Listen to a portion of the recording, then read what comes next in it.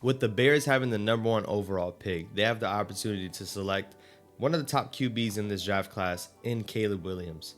If they do so, they're definitely going to have to get rid of their prior first round QB in Justin Fields. And now at this point, should the Giants even try to trade for Justin Fields? He could be on the table and he should be on the table, but is that a move that the Giants should make? A lot of people are talking about this. A lot of fans are clamoring that, hey, instead of drafting a QB because it looks like we're drafting at 6, we might not be able to get one, let's go get Justin Fields. My question is, what will it cost and what are you expecting? Justin Fields with the Chicago Bears has been through it all. He's been through his struggles. He's been through the roster struggles where they haven't really set up the team around him to be well made for him to develop. He didn't have all the weapons in the world early on. He didn't have a great O-line. He didn't really have a great coach. They fired a coach, brought in another one, and still Justin Fields had an okay season. You see his flashes. From time to time, Justin Fields puts on, over 300 passing yards. He'll rush for over 100 rushing yards. Justin Fields has the tools, and he's explosive. He can make some throws, and he can also run the ball. But in my opinion, I think Justin Fields lacks consistency. And as a Giants fan, we know about some players that lack consistency. A lot of people aren't going to want to hear it, but Daniel Jones and Justin Fields are very similar. Different play styles, different techniques, but they're very similar in inconsistent play, showing flashes here and there, but they can't get it done all in all. Justin Fields has been in the league for 3 years. Daniel Jones has been in the league for 5. We know that Daniel Jones right now, coming off of that ACL injury, we can't really bank on him to be a starting QB and really win us games next season.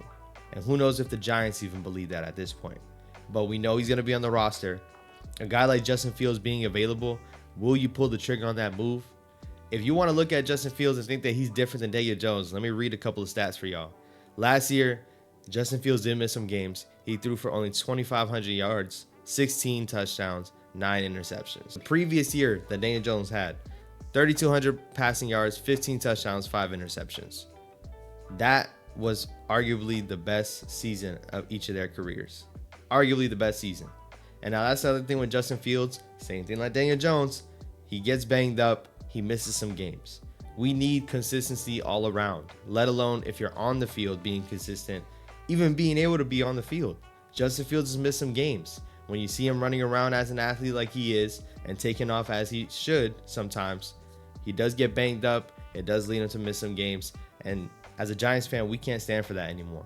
Daniel Jones has done that every single year of his career, besides the 1 year where he got that deal and we went to the playoffs. Justin Fields hasn't sniffed the playoffs yet. And granted, we're only 3 years into his career altogether. A quarterback like him, he's going to be available. And when he's available, you have 2 years before you have to pay him. Because if you trade for this guy, if you trade for Justin Fields, you have to pick up the option. The option's on the table. You didn't do it with Daniel Jones. You can't make that mistake again, because if Justin Fields balls out, now you're going to owe him $40 million. Can't do that. But if you make a trade for this guy, you got 2 years of ownership with him. And for me, I think when it comes to Shane and Daboll, their stint with the New York Giants could all end after this upcoming year. And I think them trading for a guy like Justin Fields and banking on Justin Fields to help them not only keep their job, but let the Giants become a winning organization again, I think it would be too much to risk. Way too much to risk. Justin Fields has not shown that he can win and take his team to the playoffs just yet. And when do we move the needle for a guy? When do we pencil in that he's supposed to be making these plays now? They traded for a guy like DJ Moore. They still have Darnell Mooney over there. When do we expect them to start winning some games? Justin Fields hasn't done that yet. And, last year, the team was very weird. The team was up and down. But that last game, they were like, hey, this is Justin Fields' last chance to leave an imprint on this team, leave an imprint on this front office, and say, hey, I'm the guy moving forward. Trade away that number 1 pick. And he didn't get it done. He didn't get it done. They didn't win that game. And that might be it for him in Chicago. That might be it. If I'm Chicago, I'm taking Caleb Williams, because why not? It's not likely that you end up with the number 1 overall pick back-to-back years. Back-to-back years. And that's another thing. Justin Fields is so good that somehow, some way, you end up with the number 1 pick and a number 9 pick back-to-back years. Why would they want to build around that? Why would the Giants want to invest in that and hope that he can change the whole trajectory of the Giants. And now let me hear you guys out. I know a lot of us are like, hey, give it to Brian Daboll. Brian Daboll will develop him. I'd much rather have Brian Daboll develop his own QB, not a QB that's damaged goods. And in my opinion, Justin Fields just has some things that I don't like. When the rush is in his face, he's easy to tuck the ball and run. And sometimes you see him running into sacks. Sometimes you see him running into negative plays. He kind of freaks out when there's pressure in his face. And guess what? Being a Giants quarterback behind that O-line right now, you're going to be seeing a lot of pressure. And we can't have a QB that's going to be out here doing that. We can't. Justin Fields does it too often. On the premeditated plays where he knows exactly where he's going to go with the ball, he does look pretty good when he does that. DJ Moore, go routes. He's pretty good when it comes to that. So Justin Fields has some traits that you want, but he also has some traits that you don't want. And once again, this guy is an athlete. At one point, Justin Fields, I did want him. You know, keep in mind, the Bears only got to be able to trade up and go take Justin Fields by trading back with us. We traded back and let them take Justin Fields. I was actually pretty on board to draft him in that draft class, but we didn't. We went forward with Daniel Jones. Next thing you know, 3 years later, here we are. Justin Fields is probably going to be available, and who knows where his next destination is set at. But the key piece as well is how much is he going to be worth?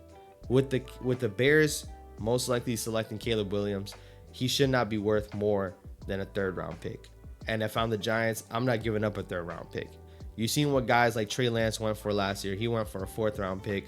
And now Justin Fields is more proven than Trey Lance, but that's the thing with Trey Lance. He kind of has upside in the world. He hasn't played. He hasn't played at all. You've seen what Justin Fields is, and at the same time, the Bears cannot enter their season with two quarterbacks. They cannot enter their season with a quarterback drafted at number 1 and the former first-round pick in Justin Fields. It's not going to happen.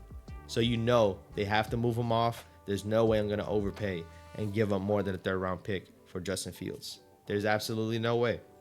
So if I'm the Giants, if I'm even thinking about making the deal, it better not be more than a third-round pick. We still have a lot of other picks in this upcoming draft to help support whether it's Justin Fields or all the holes in this team. Maybe getting a wide receiver, maybe fixing that O-line. A third-round pick is crucial, and I think trading for a guy like Justin Fields would be a heck of a way to say, I'm trying to save my stint with the New York Giants, and hopefully we can win some games next year. And I can't see Shane or Daboll doing that. But would y'all trade for Justin Fields? Y'all let me know down in the comments, man. Also subscribe. We just hit 2,000 subscribers last night. Appreciate y'all, man. Make sure you like other videos and subscribe down below. Road to 10K still active if you're new to the channel. We got more Giants content coming through. Let me know if y'all would trade for Justin Fields. I don't know. For me, that ain't it. But until then, I'll catch you on the next one. Hope we hire our defensive coordinator sometime soon. By the time this video drops, we should have a new defensive coordinator, and I'll be having a video drop on that shortly. I will catch you on the next one, man. Peace.